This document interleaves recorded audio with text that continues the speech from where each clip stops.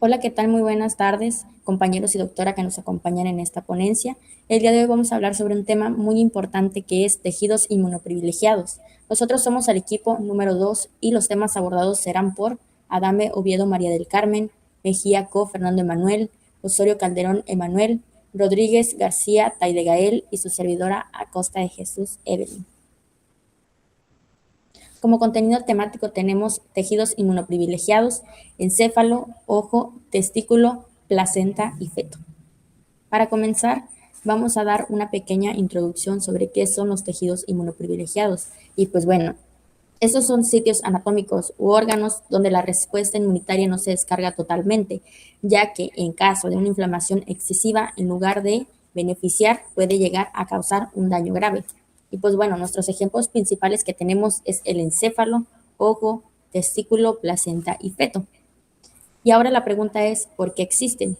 Pues bueno, existen porque una respuesta inmunológica intensa puede llegar a provocar un daño tisular irreversible, como lo es el caso de las neuronas, quienes no se recuperan fácilmente y pueden llegar a morir. Pérdida funcional del órgano. Aunque no haya una pérdida total del tejido, puede llegar a haber muchos daños dentro de este mismo tejido, como por ejemplo, en caso del ojo, puede tener problemas de visión o ceguera completa. En caso de infertilidad, como sabemos, en la pubertad el hombre comienza con su producción de espermatozoides y como el cuerpo es sabio, puede llegar a confundir con un material extraño a los espermatozoides, ya que anteriormente pues no estaban dentro del cuerpo del hombre y por medio de los anticuerpos antiespermáticos puede llegar a causar infertilidad. Ahora, compromiso del desarrollo fetal. Como sabemos, el material genético de un feto es 50% de la madre y 50% del padre, lo cual puede causar un impacto importante en el cuerpo de la madre, pero gracias a este privilegio inmunitario es que no sucede y por medio de la placenta es que no hay un contacto inmunológico directo. Y como dato importante tenemos que Peter Medawar en 1940 acuñó el término al observar que ciertos tejidos trasplantados en el encéfalo y en la cámara anterior del ojo no desencadenaban un rechazo inmunológico. Y pues bueno, él trabajaba con animales los cuales pues se dio cuenta que cuando trasplantaba piel lo que pasaba es que había inflamación, había rechazo del tejido, mientras que cuando trasplantó en el encéfalo y en la cámara anterior del ojo no sucedía esto. La respuesta inmunológica, inmunitaria era muchísimo menor y esto sucedió porque él se dio cuenta que había algo diferente, una protección inmunitaria diferente y de aquí viene el concepto privilegio inmunitario. Buenas tardes, mi nombre es Fernando Manuel Mejiacó. En este caso vamos a presentar lo que son los tejidos inmunoprivilegiados. Yo presentando el tema 2, que es la continuidad del tema 1. En este caso es encéfalo. Vamos a iniciar. El encéfalo como tal, tenemos que recalcar lo que es un tejido inmunoprivilegiado, ¿no? Según el libro Abbas, los tejidos inmunoprivilegiados son aquellos pues, donde la respuesta inmunitaria está regulada o limitada para evitar daños excesivos. En el caso del encéfalo, esto es especialmente importante porque las neuronas tienen una capacidad muy limitada de regeneración. Por ejemplo, si ocurre una inflamación intensa dentro del sistema nervioso central, las neuronas pueden sufrir daño permanente y por eso el organismo ha desarrollado varios mecanismos que restringen el acceso y la actividad del sistema inmunitario en este órgano. Dentro de los mecanismos se encuentran estos que pusimos acá y vamos a explicarlos uno por uno en un momento. Siguiente diapositiva. Bueno, vamos a empezar con lo que es la barrera hematocefálica, que pues bueno, este es el primer mecanismo de defensa del cerebro, ¿no? Esta barrera está formada principalmente por células endoteliales, unidas mediante uniones estrechas y además de astrocitos y pericitos que contribuyen a su función. De acuerdo con Abbas, esta estructura controla rigurosamente el paso de sustancias desde la sangre hacia el tejido nervioso. Gracias a esta barrera, microorganismos, anticuerpos y muchas células inmunitarias tienen dificultades pues, para entrar al encéfalo y que no se produzca esa respuesta inmunitaria o en dado caso inflamación. Como resultado, la vigilancia es menor que pues, en otros tejidos del cuerpo, donde pues, es común que se llegue a inflamar o que llegue a haber una respuesta inmunitaria como tal. Sin embargo, pues durante varios procesos infecciosos o inflamatorios, esta barrera pues, se puede alterar y puede permitir la entrada de células inmunitarias. Pues es muy importante cuidarla. Siguiente diapositiva, por favor. Bueno, vamos a tener poca presencia de vasos linfáticos, que es otro factor importante en la poca presencia de vasos linfáticos. Tradicionalmente se pensaba que el sistema nervioso central carecía completamente de drenaje linfático, aunque actualmente se ha demostrado que y se ha identificado que varios vasos linfáticos, están en las meninges. El drenaje sigue siendo mucho más limitado que en otros órganos, pero según el ABAS, esto provoca que los antígenos presentes en el encéfalo lleguen con menor eficiencia a los ganglios linfáticos. Y pues bueno, al llegar menos antígenos a los órganos linfoides, se reduce la activación de linfocitos y por lo tanto la intensidad de la respuesta inmunitaria. Siguiente diapositiva, por favor. Bueno, vamos a tener la baja expresión de moléculas del MHC. Es el tercer mecanismo, pues es la baja expresión de moléculas del complejo mayor de histocompatibilidad, que es el MHC. Perdón, es complejo principal, una disculpa. Las moléculas del complejo principal de histocompatibilidad son fundamentales porque pues, permiten presentar antígenos a los linfocitos T.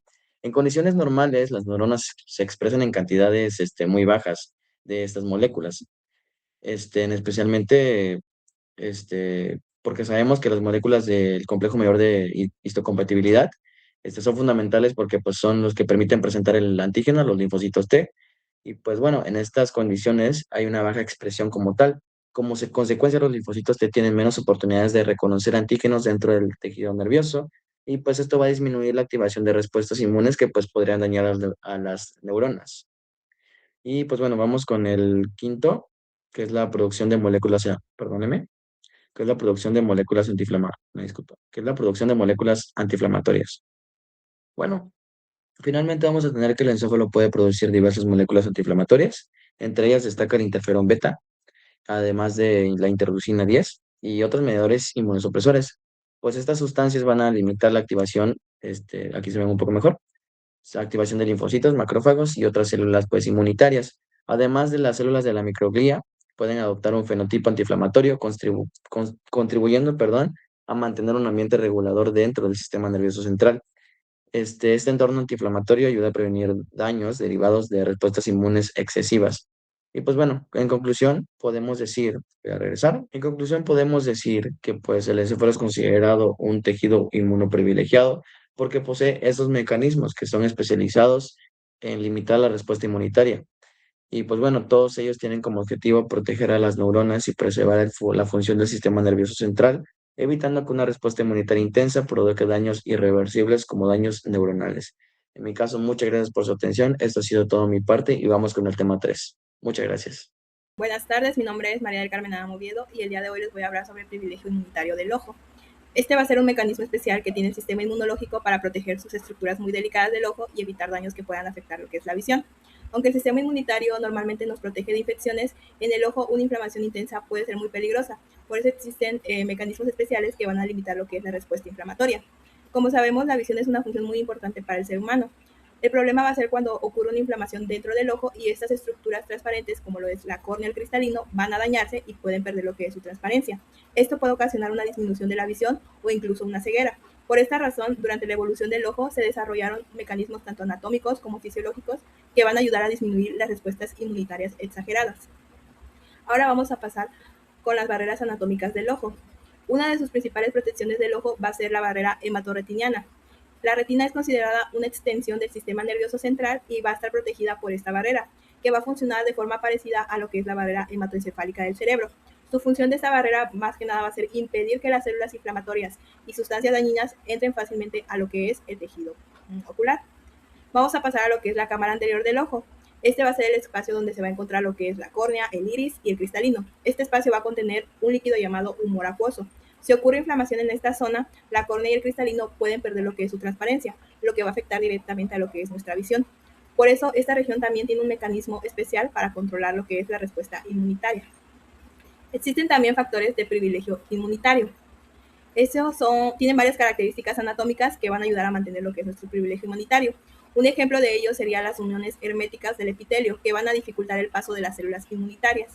Otro ejemplo serían los vasos sanguíneos cercanos, que ellos tienen un poca permeabilidad. La córnea también porque es avascular, es decir, no tiene vasos sanguíneos. Todo esto se va a reducir a la entrada de células inflamatorias al ojo. Existen también sustancias inmunosupresoras que las va a contener lo que es el humor acuoso. Estas van a tener un efecto tanto antiinflamatorio como inmunosupresor. Entre ellas se encuentra la TG-beta, la somatostanina, el péptido vasoactivo intestinal, la hormona estimuladora del melanocito y el IDO. Estas en general van a ayudar a disminuir la activación del sistema inmunitario y van a evitar que la inflamación sea muy excesiva dentro del ojo.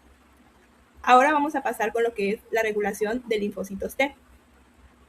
Estas células, lo que es del iris y del endotelio, también van a participar en lo que es la regulación inmunitaria. Estas células van a expresar lo que son moléculas como Fas ligando y PDL1. Su función va a ser inducir la muerte o la inactivación de estos linfocitos T, que son células importantes de la respuesta inmunitaria. De esta manera se evita que los linfocitos vayan a provocar un daño ocular. En condiciones normales, muchos antígenos del ojo van a permanecer ocultos del sistema inmunitario. A esto le vamos a llamar secuestro antigénico. Esto significa que el sistema inmunitario normalmente no entra en contacto con estos antígenos. El problema va a aparecer cuando ocurre una lesión ocular y estos antígenos quedan expuestos.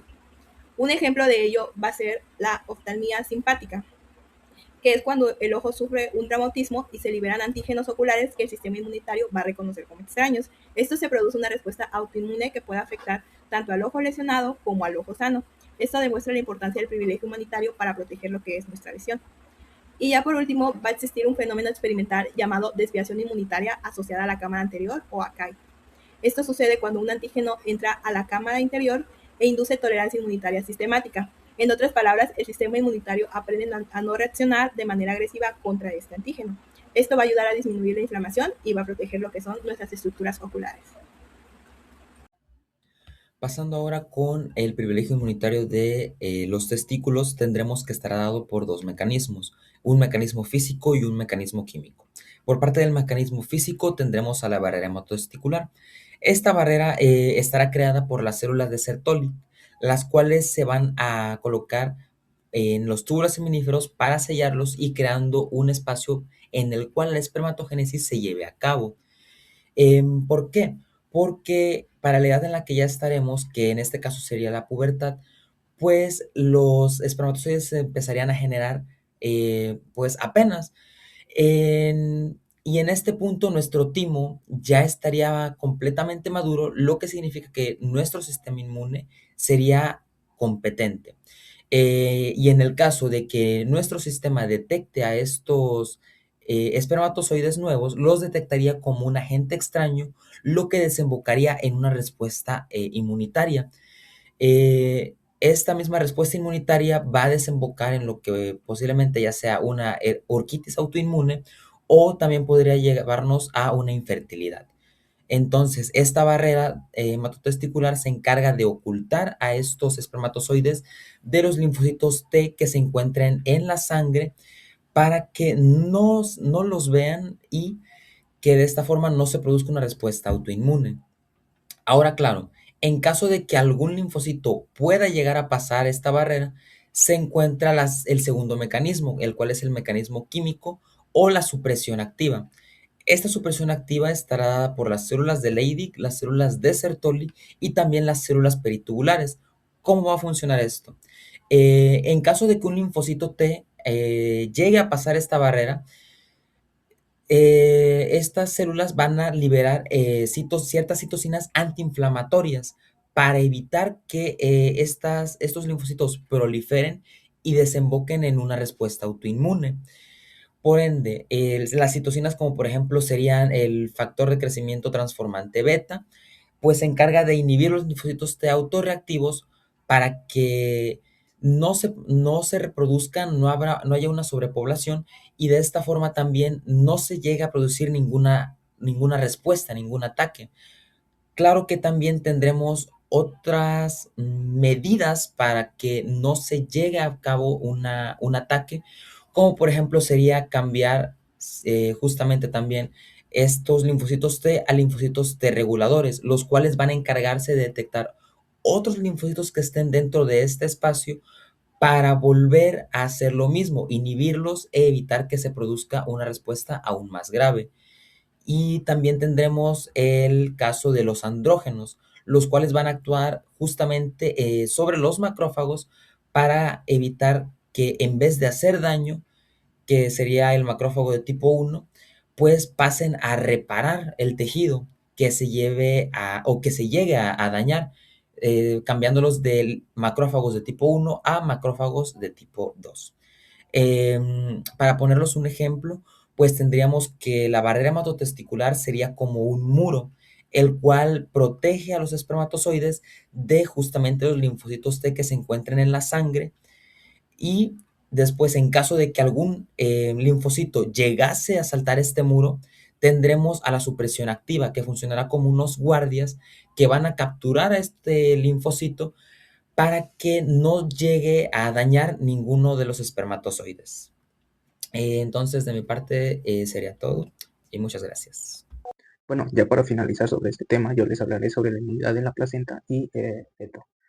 Tenemos primero el privilegio inmunitario del feto. El feto expresa principalmente genes heredados por el padre, y debido a esto, el sistema inmunitario de la madre va a tratar de atacar, de destruir al feto, ya que el feto también se considera como un algo injerto natural. Este algo injerto se refiere que a un injerto extraño, algo extraño dentro del cuerpo de la madre.